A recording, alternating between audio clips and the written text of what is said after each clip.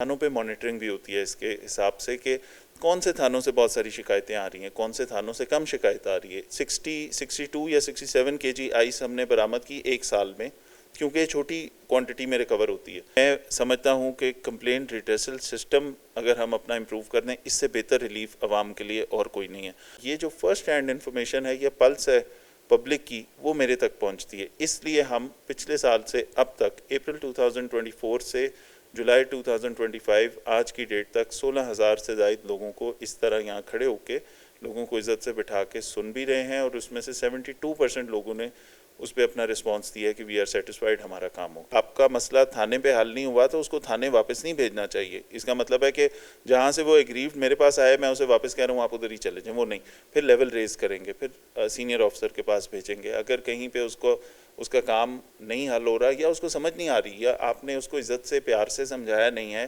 कि ये मामला अदालत से मुताल्लिक है, ये FIA से मुताल्लिक है, ये किसी और चीज़ का काम है जो पुलिस नहीं कर सकेगी लीगली आपके लिए, वो चीज़ अगर आप लोगों को बिठा के आराम से बताते हैं तो वो समझ जाते हैं। सबसे ज़्यादा ख़तरनाक जो आइस का नशा है, उसके ऊपर हमने बहुत अच्छा काम किया। 2023 पूरे में 62 या 67 केजी आइस हमने बरामद की एक साल में, क्योंकि छोटी क्वांटिटी में रिकवर होती है।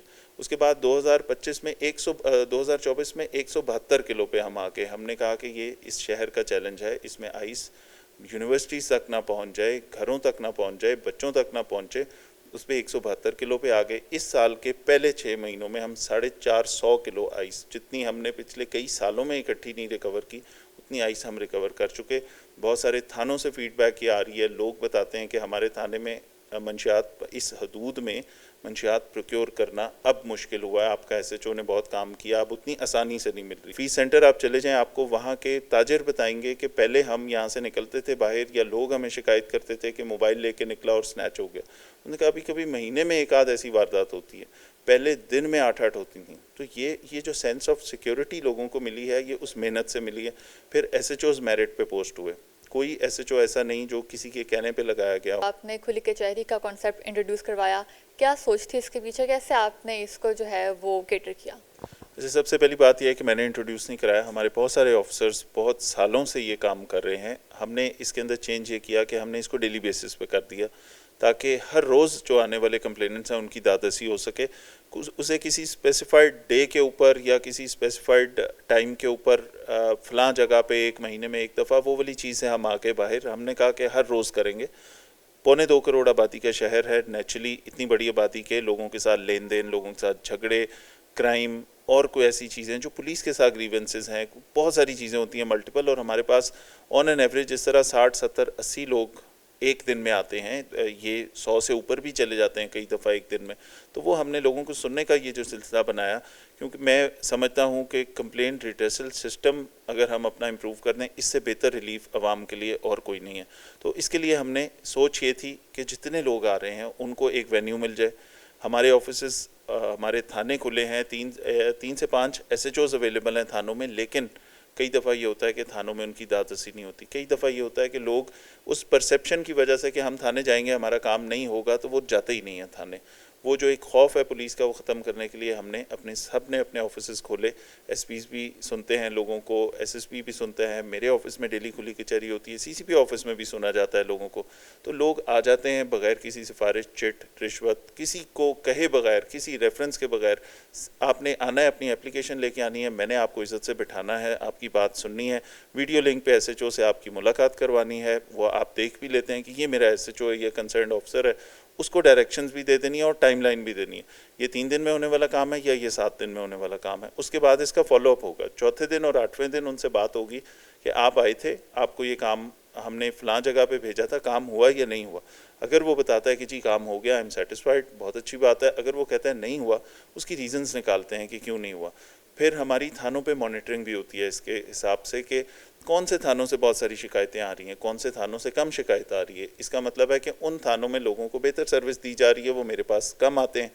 बहुत से ऐसे थाने हैं कहीं पे ऐसी जहाँ फुटफॉल ज़्यादा है, जहाँ पे ज़मीनों के मसाइल ज़्यादा हैं, जहाँ पे लेन देन ज़्यादा है, कमर्शियल एरियाज़ हैं, उधर से अगर शिकायत आ रही हैं तो इसका मतलब है फुटफॉल ज़्यादा है, लोग मेरे पास भी आ रहे हैं। फिर एक ये निशानदेही होती है कि कौन से थानों में SHO तो बात सुन रहा है, लेकिन नीचे सब इंस्पेक्टर ये ASI अटेंड नहीं कर रहे ठीक, तो हमें अपनी नफरी के ऊपर मॉनिटरिंग का एक मैकेनिज्म मिल जाता है, हमें अपनी HR की क्वालिटी पता लग जाती है, SHOs का पता लग जाता है। फिर लोग इसमें बहुत सारे मौजूदीन ऐसे भी आते हैं जो बताते हैं कि आपके फ़लाँ थाने के दूध में फ़लाँ गलत काम हो रहा है, वहाँ नारकोटिक्स मिलती हैं, फ़लाँ पार्क में मंशियात के आदी अफराद बैठे होते हैं। तो ये जो फर्स्ट हैंड इन्फॉर्मेशन है, ये पल्स है पब्लिक की, वो मेरे तक पहुंचती है। इसलिए हम पिछले साल से अब तक अप्रैल 2024 से जुलाई 2025 आज की डेट तक 16,000 से ज़ायद लोगों को इस तरह यहाँ खड़े होके लोगों को इज़्ज़त से बिठा के सुन भी रहे हैं, और उसमें से 72% लोगों ने उस पर अपना रिस्पॉन्स दिया है कि वी आर सेटिस्फाइड, हमारा काम हो गया।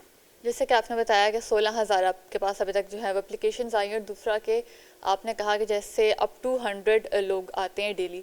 तो मुझे बताइएगा आप इन सब लोगों का फॉलो बैक किस तरह से लेते हैं, और आपको याद कैसे रहता है, क्योंकि ऑब्वियसली इतने लोग हैं आपके पास, दिन में और बहुत काम होते हैं, तो फॉलो बैक लेना हर एक इंडिविजुअल का किस तरीके से आपने इसको मुमकिन बनाया है? यहाँ पे एक कंप्लेंट सेल है पूरा, जिसके अंदर बहुत सारे लोग हैं जो ये काम कर रहे हैं। जैसे ही कोई शहरी हमारे पास आता है, 1 से 3 बजे ये टाइम है जिसमें मैंने लोगों को सुनना है, वो आते हैं, उनकी एप्लीकेशंस होती हैं, 1 या 2-3 सफ़ों की एप्लीकेशन है, डॉक्यूमेंट्स हैं, उसके क्रक्स बना के वो लिख लेते हैं मेरे लिए, और मैं जब उनकी बात सुनता हूँ तो उसके बाद उस पर ये भी लिखा होता है कि क्या आप पहले थाने गए थे, क्या आपकी मुलाकात SP से हुई, क्या आपकी बात DSP से हुई, अगर हुई और फिर नहीं हल हुआ तो उसको डिफरेंटली डील करेंगे। अगर आपका मसला थाने पे हल नहीं हुआ तो उसको थाने वापस नहीं भेजना चाहिए। इसका मतलब है कि जहाँ से वो एग्रीव्ड मेरे पास आए, मैं उसे वापस कह रहा हूँ आप उधर ही चले जाएं, वो नहीं, फिर लेवल रेज करेंगे, फिर सीनियर ऑफिसर के पास भेजेंगे। अगर कहीं पे उसका काम नहीं हल हो रहा, या उसको समझ नहीं आ रही, या आपने उसको इज़्ज़त से प्यार से समझाया नहीं है कि ये मामला अदालत से मुताल्लिक है, ये FIA से मुताल्लिक है, ये किसी और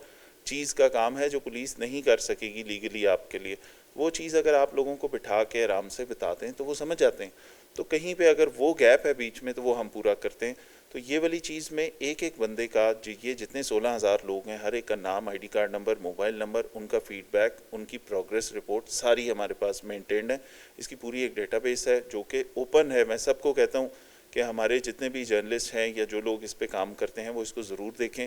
रैंडमली इस 16,000 में से 16,000 लोगों को कॉल कर लें, उनसे उनका ओपिनियन चेक करें कि उनको यहाँ आके कैसा लगा, उनका काम हुआ नहीं हुआ। जो सेटिस्फाइड हैं वो, और जो नहीं सेटिस्फाइड हैं वो मेंशन्ड है उसके ऊपर। जो नहीं सेटिस्फाइड, उसके बाद रीचेक करने के बाद उसको क्लोज़ किया गया कि जी ठीक है। अगर एक बंदे का इश्तिहारी हम 7 दिन में नहीं पकड़ सके तो नेचुरली वो अनसेटिस्फाइड रहेगा, उस पर और मेहनत करेंगे। अगर किसी का बाइक नहीं बरामद करा सके हम 1 हफ्ते में तो उस पर मज़ीद मेहनत करेंगे। अगर कोई काम है जो कोर्ट से होना है तो वो कोर्ट में जाना है, फिर वो पुलिस नहीं हल करा सकेगी। तो ये सारी चीज़ों का एक डेटाबेस कंप्यूटर में मेंटेन हो रहा है, जिसमें हमें हर एक शहरी का पता लगता है। ये भी पता लगता है कि अगर कोई शहरी आया है तो ये भी पता लगता है कि ये इससे पहले इतनी दफ़ा दरखास्तें दे चुका हुआ है, या ये पहले इस मामले में पहले आया है। तो वो सारी चीज़ें हम डिजिटली मेंटेन। खुल कचहरी में आपके पास एक केस आया मंशियात के रिलेटेड, तो मुझे बताएगा कि मंशियात को कंट्रोल करने के लिए, जैसे कि हम देखते हैं कि स्कूल, कॉलेजेस, यूनिवर्सिटीज़ में इसका इस्तेमाल बहुत हो रहा है, तलबा जो है वो उनको लत लगी हुई है, तो इसके कंट्रोल के लिए, नारकोटिक्स से कंट्रोल के लिए, मंशियात को कंट्रोल करने के लिए क्या इक़दाम किए गए हैं आप लोगों की जानिब से? देखिए, प्राइमरीली एंटी नारकोटिक्स फोर्स इस पे काम कर रही है, पुलिस इस पे काम कर रही है। अभी एक और जो एक्साइज एंड टैक्सेशन का महकमा है उसके साथ भी नारकोटिक्स कंट्रोल का उनका भी एक डिपार्टमेंट है, वो भी सारे काम कर रहे हैं। इस पे चैलेंज बहुत बड़ा है, मल्टीपल एजेंसीज उस पर मिल के काम करती हैं, लेकिन आप बिल्कुल दुरुस्त कह रही हैं कि ये इतनी ज़्यादा जगहों पे वाइड स्प्रेड हो चुकी है चीज़। बहुत सारी मंशियात ऐसी हैं जो कि दूसरे मुल्कों से आ रही हैं, क्रॉस बॉर्डर वो आती कैसे हैं, वो हमारा बॉर्डर कैसे क्रॉस करती हैं, ANF उसके ऊपर काम कर रही है, फिर वो हमारे शहर तक पहुंच रही हैं, कुछ प्रोविंशियल बॉर्डर्स क्रॉस कर रही हैं, उनका क्या मोड ऑफ ट्रांसपोर्ट है, वो कहाँ से आती हैं, किस गाब में आती हैं, फार्मास्यूटिकल कंपनीज़ के डिब्बों के अंदर वो पैक होके आ रही हैं और उससे यहाँ पे आइस बन रही है, उसके ऊपर भी देखने की ज़रूरत है। फिर वो बिक कैसे रही है उसके ऊपर भी देख रहे हैं। जैसे आजकल एक बहुत चीज़ है वो बहुत कॉमन हुई है, राइडर्स के ज़रिए ये जो है वो एक दूसरे तक पहुंचाई जाती है, कि राइडर्स के ज़रिए भी और ऑनलाइन भी। अब इसकी पेमेंट के मोड चेंज हो गए ना, अब आपने जाके किसी को हाथ से पैसे दे के चीज़ नहीं खरीदनी, अब आपने ऑनलाइन परचेज़ करनी है, पैसे ऑनलाइन ट्रांसफ़र करने हैं, वो किसी राइडर के थ्रू आप तक पहुँच जाएगी। ये वाले मसाइल भी हैं। तो चैलेंज बड़ा होता जा रहा है, इवॉल्व हो रहा है, पुलिस भी साथ काम कर रही है, बाकी इदारे भी इस पे काम कर रहे हैं। हमने इंटेंसिफाई कर दी अपनी एफर्ट। सबसे ज़्यादा ख़तरनाक जो आइस का नशा है उसके ऊपर हमने बहुत अच्छा काम किया। 2023 पूरे में 62 या 67 kg आइस हमने बरामद की एक साल में, क्योंकि ये छोटी क्वांटिटी में रिकवर होती है। उसके बाद 2025 में 2024 में 172 किलो पे हम आके हमने कहा कि ये इस शहर का चैलेंज है, इसमें आइस यूनिवर्सिटीज़ तक ना पहुंच जाए, घरों तक ना पहुंच जाए, बच्चों तक ना पहुंचे, उस पर 172 किलो पे आ गए। इस साल के पहले 6 महीनों में हम 450 किलो आइस, जितनी हमने पिछले कई सालों में इकट्ठी नहीं रिकवर की, उतनी आइस हम रिकवर कर चुके।